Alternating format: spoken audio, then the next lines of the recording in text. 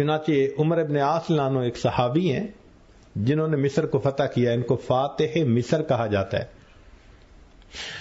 ان کے بارے میں کتابوں میں لکھا ہے کہ انہوں نے ایک جگہ پڑاؤ ڈالا پورے لشکر کا اور آگے چلے کہ ہم شہر کو فتح کرتے ہیں.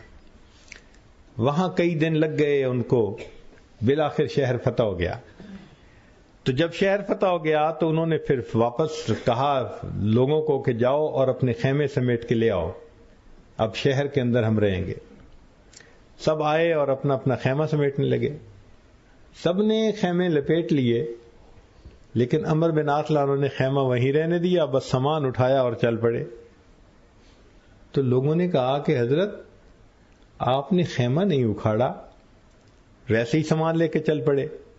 فرمانے لگے کہ میں جب آیا تو میں نے دیکھا کہ میرے خیمے کے اندر ایک کبوتری نے انڈے دیے ہوئے ہیں، گھونسلہ سا بنا لیا ہے.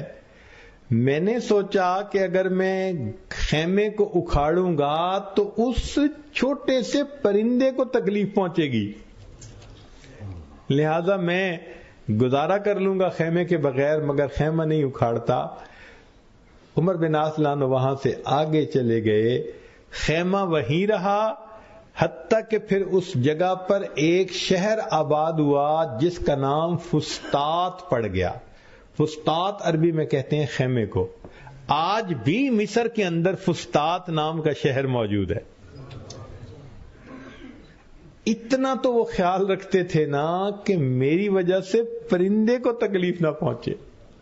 یا اللہ، وہ کیسے انسان تھے کہ جو سب کے لیے رحمت بن کے رہتے تھے. چنانچہ عمر